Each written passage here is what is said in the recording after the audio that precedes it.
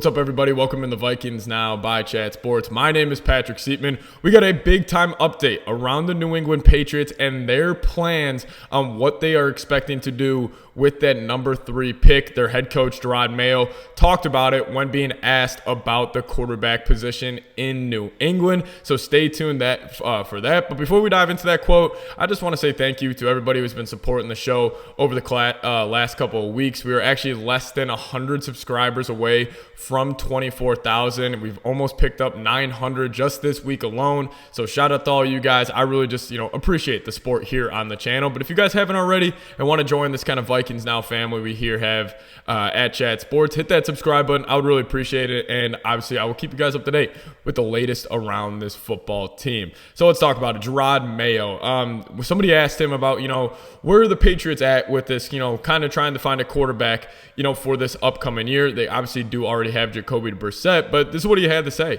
He says it's the priority right now. But with that being said, you have to really be in love with the guy to take him at number 3, talking about this upcoming draft. And then he said, so really, all the options are still open for us. And I think this is pretty much kind of, I'm not saying it's the biggest deal in the world that he didn't really, come out and say, we are taking a quarterback at number 3, because even if the Patriots were taking a quarterback at number 3, they weren't just going to come out and say it. But, the Patriots definitely have a decision on their plate right now, because I don't necessarily think New England has the best roster for a rookie quarterback to step into. I still think they're maybe a draft class or 2 away from putting a rookie quarterback in a great position. And we've already talked about this on the channel countless times. The Minnesota Vikings are an ideal landing spot for a rookie quarterback. And, this made me think about dating back to the scouting combine. The Vikings apparently planted a seed with a New England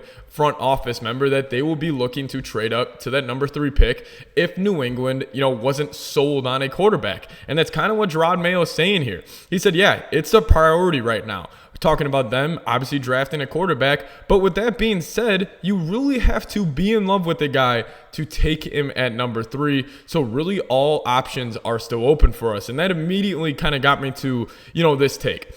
I think the Minnesota Vikings are all in on Drake Maye, and they are going to send New England a offer that will make New England have to question their love for one of these top quarterbacks.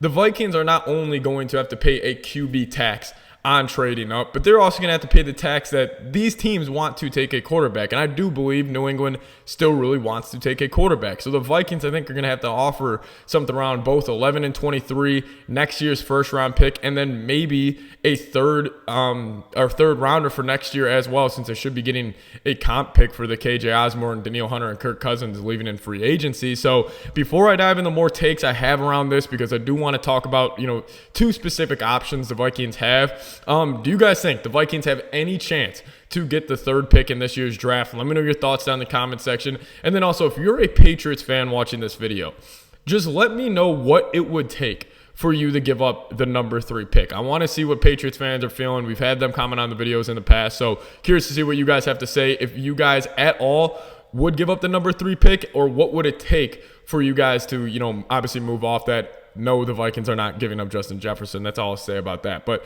I want to talk about 2 options that the Vikings do have right now, because I think it's fairly obvious. After the J.J. McCarthy Pro Day, the Vikings odds for him even went higher, as they are now minus 120 to draft McCarthy. And I think there's 2 choices here for Minnesota. You're going to have the chance to package 11 and 23 and move up to either 4 or 5 and land J.J. McCarthy. Or you are going to go with the home run hit of trading multiple first-round picks and even more draft capital to go up and get a guy like Drake Maye. And I think it's going to come down to what the New England Patriots decide to do.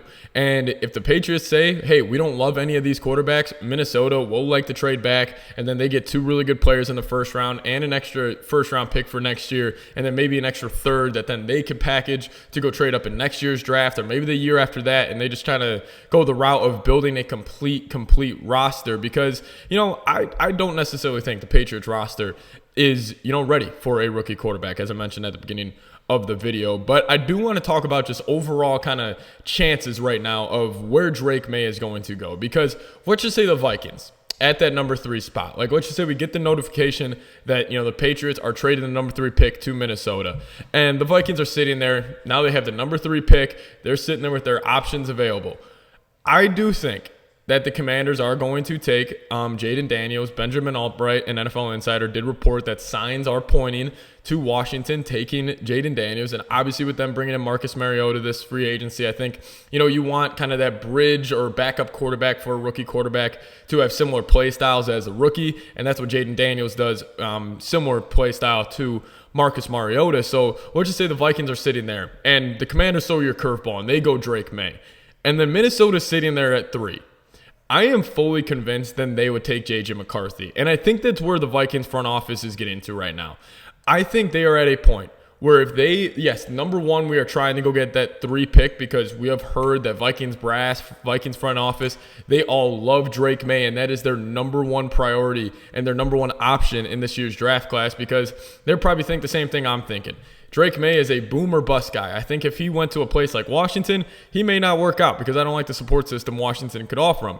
But if he goes to a place like Minnesota, or, you know, maybe if New England can somehow have a really good draft class, but even I don't even think he would work out in New England too well. But if you go to Minnesota with the weapons they have, with Sam Darnold, who we obviously know did watch a lot of Drake Maye high school tape with quarterback coach Josh McCown as well. So they already have some familiarity on that standpoint. And just overall the weapons you would be having. And Justin Jefferson, Jordan Addison, you know, TJ Hawkinson, hopefully he's back by Thanksgiving. And then the 2 tackles and Brian O'Neill and Christian Darrisaw. Like, I think the Vikings would be able to really exploit what he's good at and hide what he's bad at.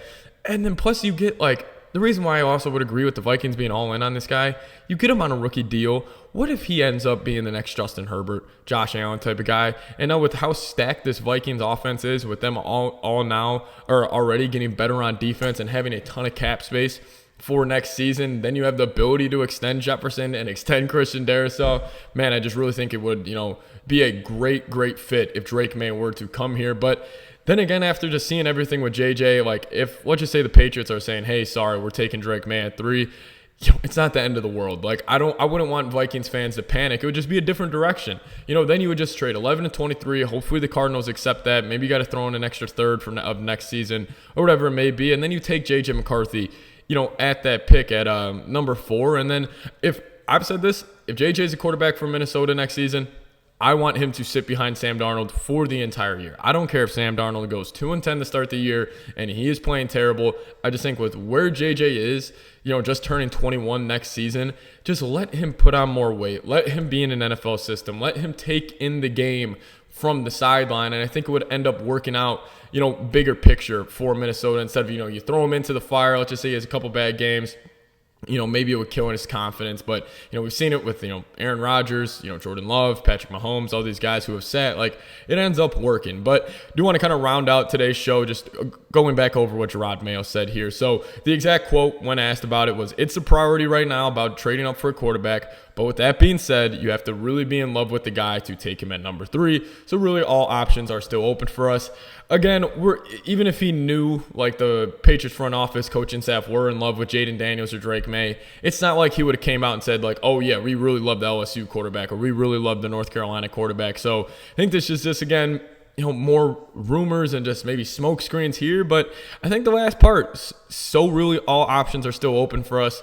The Vikings have the ability to send them an offer where they will think about every single option there on the table. So I just think it's gonna come down to if the Patriots are gonna budge and if the Vikings are gonna want to meet their asking price. And who knows, the Vikings, you know, they could end up with number 3, even though I think it's unlikely, and I think it's probably going to be number 4, number 5, but you never know how aggressive Kwesi is going to plan on being here or how much they really love Drake. Like, if they think Drake Maye 100% is a Josh Allen, Justin Herbert, I could see them doing something crazy, like 3 first-round picks, 2 thirds, and a 4th or something, all the way to go up at number 3. If they do think the Commanders are taking Jayden Daniels, which I'm still in the camp that is the case. But I want to say thank you guys so much for watching a little later night video here. Hopefully you guys are enjoying the March Madness games going on right now. But just want to get you guys this pretty big and significant update, in my opinion, that the Patriots aren't, you know, fully set on drafting a quarterback. So if you guys haven't already, made it to the end of today's video, you know, clearly you like what we're doing here on the channel. So hit that subscribe button if you haven't. Help us reach 24K.